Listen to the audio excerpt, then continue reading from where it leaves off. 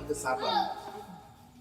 Dankbar, das ist ja genau euer Thema hier, 1. Thessalonicher 5, Vers 18, seid dankbar in allen Dingen. Ya, dan saya juga kagum dan juga bersyukur bahwa tema untuk hari ini ada tertulis ini, yaitu dari 1 Tesalonika 5 ayat 18. Und ich freue mich, dass ich hier Bibeln auf dem Tisch sehe, dass Frauen hier in der Bibel lesen. Ya, dan saya juga sangat kagum dan juga bahagia melihat di sini ibu-ibu banyak membawa Alkitab di atas meja ini. Artinya ini benar-benar memang penelan Alkitab. Und ich habe ein Wort, was mich in den letzten Tagen sehr bewegt, steht im 1. Korintherbrief, Kapitel 3, Vers 11. Dan di saat aku tiba dari Medan sampai saat ini, ada satu firman Tuhan yang sangat menyentuh perasaanku, yaitu dari 1 Korintus 3 vers 11. 1. Korinther 3, Vers 11. Ya, Kann Sie einfach mal vorlesen, was Sie- 1 Korintus 3 ayat 11. Ada yang bisa membacakan 1 Korintus 10 ayat 10 sada. Karena tidak ada seorang pun yang dapat meletakkan dasar lain daripada dasar yang telah diletakkan, yaitu Yesus Kristus. Ya, amin. Ich habe das jetzt nicht verstanden, was sie gelesen hat, aber ich kann das in meiner deutschen Bibel auch lesen. Einen anderen Grund kann niemand legen, außer dem, der gelegt ist, welcher ist Jesus Christus. Und jetzt verstehe ich das. Ya, luar biasa, walaupun saya tidak tahu tadi bahasa Nisa tadi itu, tapi saya dapat memahami firman Tuhan itu setelah saya baca Alkitab saya dalam bahasa Jerman. Ich finde das ganz großartig, dass man über die Bibel sich verständigen kann mit Menschen aus anderen Ländern, ohne dass man die Sprache des anderen kennt. Luar biasa kita bisa saling memahami melalui Alkitab, walaupun kita dari berbeda bahasa, berbeda bangsa, tapi kita satu firman, yaitu firman Alkitab itu. Wir haben inzwischen im Kirchenkreis an der Agger und Medan eine Jugendpartnerschaft. Saat ini memang kita antara distrik kami Ander Agar di Jerman dengan distrik Milan Aceh, kita ada satu program bersama yaitu pertukaran naposo. Und da ist es auch so, jeder liest die Bibel in seiner Sprache Ya, saat ketemu kedua pemuda naposo dari kedua bangsa ini, mereka memang sama-sama baca firman Tuhan dari dua bahasa yang berbeda. und dann weiß jeder, aha, darum geht es heute. Ya, dan saat itu semua orang tahu, oh ini yang dia bacakan, ini yang kami bacakan. Und dann versuchen wir in Englisch dann zu reden über den Bibeltext. Kemudian kami baca juga dalam bahasa Inggris untuk mengambil persepsi yang sama. Nah, ini ternyata bahasa yang sama-sama kita kuasai. Bahasa Inggris yang Tuhan kita, kedua bahasa ini. Und wir hoffen, dass der Jugendaustausch, der durch Corona gestoppt war, nächstes Jahr weitergeht und dass dann auch einer aus Vanuatu dabei ist. Ya, dan kami memang sangat menyayangkan bahwa pertukaran pemuda itu selama COVID-19 itu berhenti. Tapi tahun depan akan dimulai kembali. Dan harapan kami, pemuda, Nafoso AKP Banda Aceh terlibat kembali seperti tahun 2019 yang lalu. Aber jetzt zu diesem einen Wort. Wir brauchen für unser Leben ganz unbedingt einen festen Grund. Ya, kembali ke firman Tuhan yang tadi itu 1 Korintus 11 yang mengatakan bahwa kita memerlukan dasar yang kokoh. Dasar kokoh itu adalah Tuhan Yesus Kristus. Wir müssen jeden Tag immer wieder neue Entscheidungen treffen und immer wieder neu antworten. Mache ich das? Mache ich das? Gehe ich so? Gehe ich dahin? Und dafür braucht man einen ganz festen Grund. Ya, kita tiap hari tentunya harus memutuskan segala sesuatu. Apakah aku ke depan atau aku ke belakang? Apakah aku melakukan yang kiri atau melakukan yang kanan? Untuk itu memutuskan sesuatu itu tentunya kita harus melakukannya berdasarkan fondasi yang sangat kuat. Und es passiert ja immer wieder, dass man einen Sturm kommt. Oder hier kam der Tsunami. Wir hatten jetzt letztes Jahr in Deutschland einen ganz starken Regen. Manche Gebiete hatten 200 Liter Wasser pro Quadratmeter. Ya, sama seperti saat di sini juga sempat terjadi tsunami.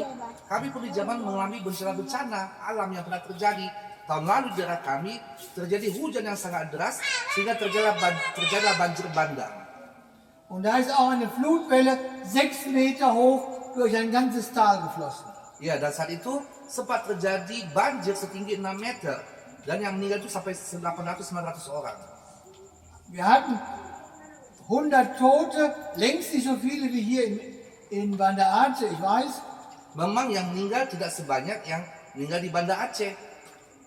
Aber wir konnten auch so ein bisschen sehen, wie Häuser plötzlich weggespült worden sind. Tapi kami juga bisa menyaksikan bagaimana rumah-rumah itu hanyut dibawa oleh banjir itu.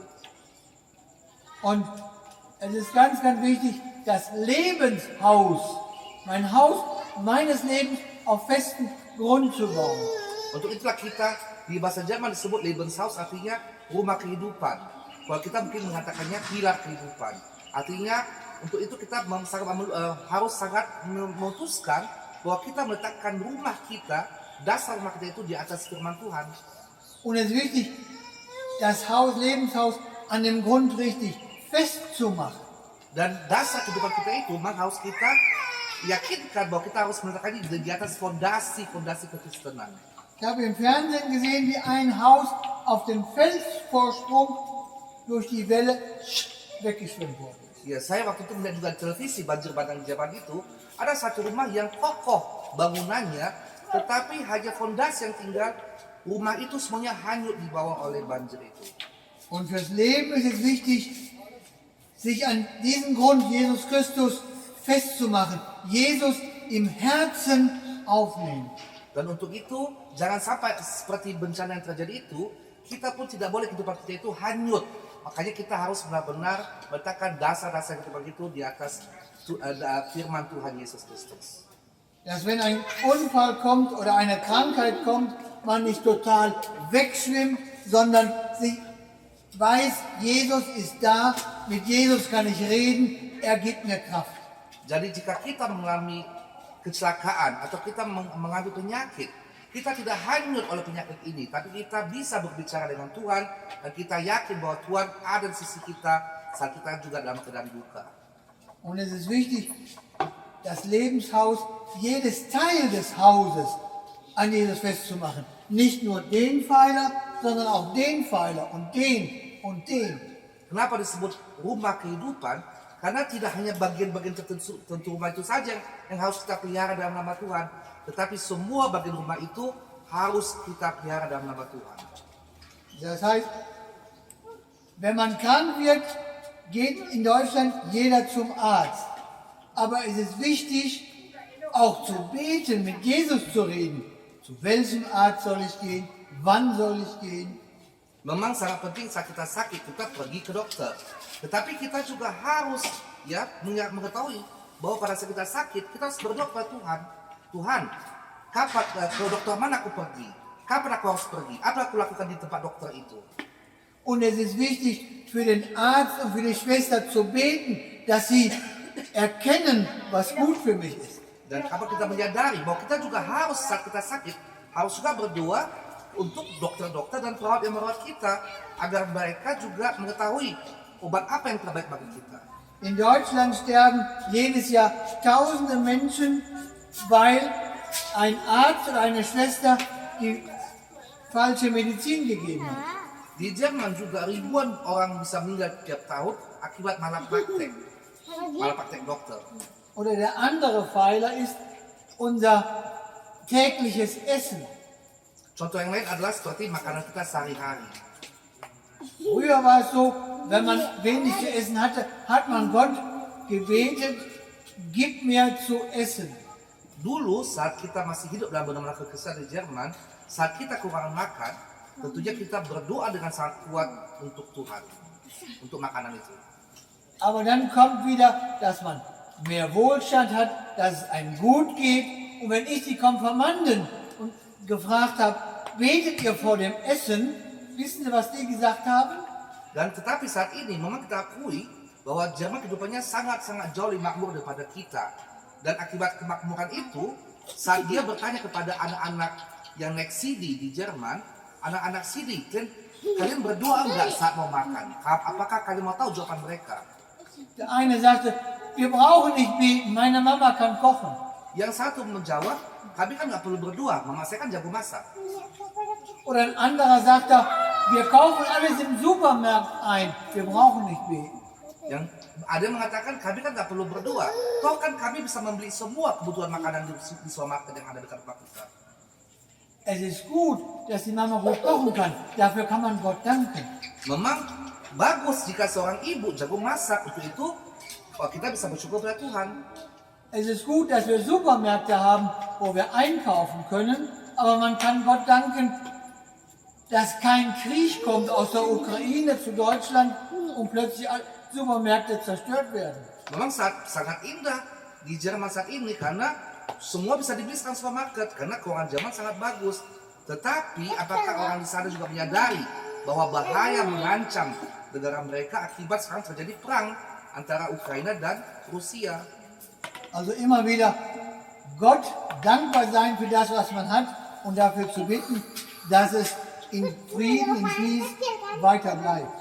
Oleh karena itu kita nggak boleh hadir di dalam kepuasan. Kita tetap harus mawas diri, tetap berdoa kepada Tuhan agar Tuhan tetap melihat dan menjaga kita. Oder der nächste Lebenspfeiler, die Mobilität. Man fährt dahin, man fährt dahin, man fliegt dahin. Ya, atau seperti pilar kehidupan lain tentang perjalanan manusia ini. Kayak kami kan hari ini bisa berkendara dengan mobil kemana-mana, bisa terbang kemana-mana, saat ini tiba dengan sini dengan selamat berkat pesawat. Früher hat man vor jeder Reise gebetet, dass Gott einen bewahrt. Kalau dahulu orang bepergian, apalagi jauh, tentunya orang selalu berdoa dengan kuat, Tuhan jaga keselamatan kami atau jaga keselamatan dia yang akan pergi jauh dari kami. Wenn ich heute die Konfirmanden frage, betet ihr vor einer Reise, dann sagen die, mein Papa kann gut fahren, da brauchen wir nicht zu beten. Waktu aku bertanya kepada salah satu anak sini kami, kalian berdoa nggak sebelum pergi jauh liburan dengan orang tua kalian? Ada yang menjawab seperti ini, ngapain kami berdoa? Toh bapakku jago bawa mobil.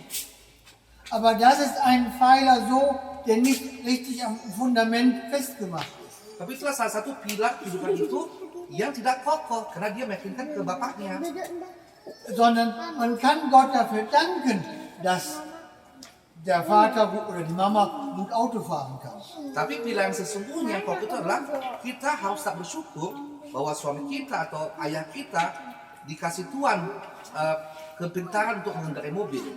Es ist auch gut, dass man dem Busfahrer dankt, dass er gut fahren kann. Kita juga harus bersyukur kepada supir-supir bus jika kita kepergian bahwa dia itu bisa mengendarai mobil dengan baik dan selamat. Aber es ist auch wichtig zu beten. Gott gibt dem Papa, der Mama und dem Busfahrer Konzentration, dass sie immer schön aufpassen. Ya, dan kita juga tetap harus berdoa, meminta kepada Tuhan, kepada ayah kita atau supir atau pilot siapapun yang membawa kendaraan itu, agar mereka tetap konsentrasi, tetap mawas diri dalam membawa kendaraan itu. Und es ist wichtig, alle Bereiche des Lebens, auch die anderen, immer wieder an Jesus festzumachen. Oleh karena itu, Nicht, ja, sag du, Entschuldigung, mach ya, du. oleh karena itu kita harus mensyukuri dan tetap mawas diri, mendoakan semua pilar-pilar kehidupan itu. Nicht da, wenn Wohlstand kommt, zu sagen, ach, das kann ich jetzt alles selber machen oder das macht meine Mama, mein Papa oder die Gesellschaft, sondern Gott danken für das, was da ist, bitten, dass in Frieden jeder Bereich weitergeht. Ya, artinya jangan kita merasa sudah puas jika di dalam satu pilar tadi itu kita udah merasa mapan, sudah merasa sanggup, udah bahagia. Karena itu semua harus kita tetap syukuri dalam nama Tuhan. Und vielleicht noch ein wichtiger Lebenspfeiler, die Familie. Dan satu pilar yang sangat penting adalah keluarga itu sendiri. Früher hat man ganz viel gebetet für die Familie. Kalau dahulu orang itu selalu berdoa tentang keluarga mereka. Aber je besser die Schulen werden, je mehr Geld die Familie hat, desto weniger haben Leute gebetet. Tetapi di zaman pun kami alami, seperti sini mungkin juga, bahwa semakin bagus pendidikan anak-anak, semakin makmur orang tua, semakin berkurang malah orang berdoa untuk keluarga mereka ini. Und dann sind viele Familien einfach bei den kleinsten Schwierigkeiten zerbrochen. Tetapi itulah akibatnya, pada hal-hal kecil, masalah-masalah kecil, banyak terjadi masalah di keluarga itu. In Deutschland ist zum Beispiel fast jede dritte Familie geschieden. Di Jerman saat ini, sepertiga yang telah nikah itu bercerai. Jadi sepertiga keluarga Jerman itu adalah telah bercerai saat ini. Jetzt fangen Leute langsam wieder darüber nachzudenken, oh, es ist wichtig, nicht nur einfach zusammenzuleben, sondern die Familie an Jesus, dem festen Grund, festzumachen. Sekarang saat ini timbul kesadaran baru di Jerman bahwa ternyata kenapa kita gampang kali bercerai. Artinya mereka sudah mulai menyadari bahwa keluarga itu tidak hanya berkumpul suami istri, tetapi harus didasarkan atas firman Tuhan itu sendiri. Ja. Dieser Bibelvers 1. Korinther 3, Vers 11, der war mir so wichtig, dass ich ihn auswendig gelernt habe. Einen anderen Grund kann niemand legen, außer den, der gelegt ist, welcher ist Jesus Christus. Untuk itu saya juga mau mengimbau kepada kita, ya, untuk ikut sama-sama menghafal dan menjalankan firman Tuhan 1 Korintus 3 ayat 11 itu. Seperti saya, akibat saya sangat terpukau dengan firman ini, saya menghafalnya sampai saat ini. Ich denke, einige von Ihnen werden diesen Vers auch schon auswendig können und die anderen können ihn noch nächste Woche lernen. Dan saya harap kita semua, karena begitu indahnya dan singkat firman ini, semoga kita semua menghafal firman ini 1 Korintus 3 ayat 11. Amen. Amin.